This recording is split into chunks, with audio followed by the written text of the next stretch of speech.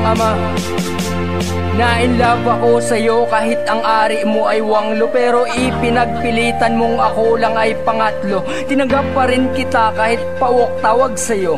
Tiniis ko yun lahat at nagpakamartir sa'yo, kasi baka sakali na baguhin ang iyong sarili. Hindi ka ikinahiya kahit ang chismis ay dumami. Bagkus lalong minahal, hindi ako sa'yo nandiri kahit binababoy mo sarili ng 5 daliri. Gusto mo magkano, nagpapaalam ka pa sa'kin habang tayo'y mag-asawa, may iba ka pang kasiping. Marami kang kachat sa Facebook, ikaw ay trending. Ang tanong kapag mag-aana, ano ang iyong feeling? Nagpapapila ka ba o sabay-sabay parang graduation? Sobrang dami mong collection, pepe baka ma-infection. Gusto lang kitang gisingin, wala akong masamang intention, kasi ang pagiging fuckgirl ginawa mo ng tradition.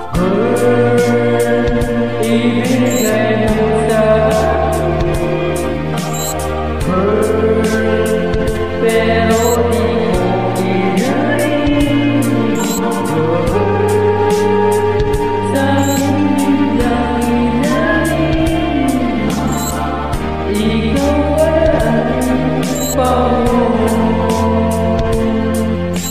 sa ginawa mo sa akin matagal makarecover. Mahilig kang manggamit ng katulad ko na rapper. Sa akin mo ibinabaling pag sa kama may hangover. Iniiwan pag sawa na at may bagong na-discover. Ipinagmalaki mo ang dating BF mo na tulang. Adik ka na sa lalaki na maperang walang utak.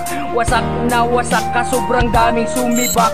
At isang sepulturero ang biglang na heart attack, kasi nakita ka raw na nakatuwad sa sementeryo. Lahat pinapatulan kahit na mukhang kabayo. Paglaro ka ng pikoy at ako'y niloko mo, halos umapaw na ang luha ko na pumatak sa tabo. Doon kayo nagkikita sa Caltex ng iyong ex. Pagkatapos maglampungan puro I love you to ang text. Masyado ka ng wild pag tayo ay nagsisex. Ayoko na maging stupid at sa'yo ay bumalik. Halos isumpa na dumikit ka sa kulangot, pero bakit ang katulad mo sadyang nakakatakot? Ngayong pinagpalit mo na ako sa matandang kulubot. Wala na kong pake sa'yo kahit ka magpasalubot. Hindi ko rin lubos maisip kung bakit ako'y patay. Napatay sa relasyon nating hindi naging makulay. Sobrang daming alibay, mas matino pa ang chimay. Dun ka na sa betlog na bago mo mag-agaw buhay. Ibigay mo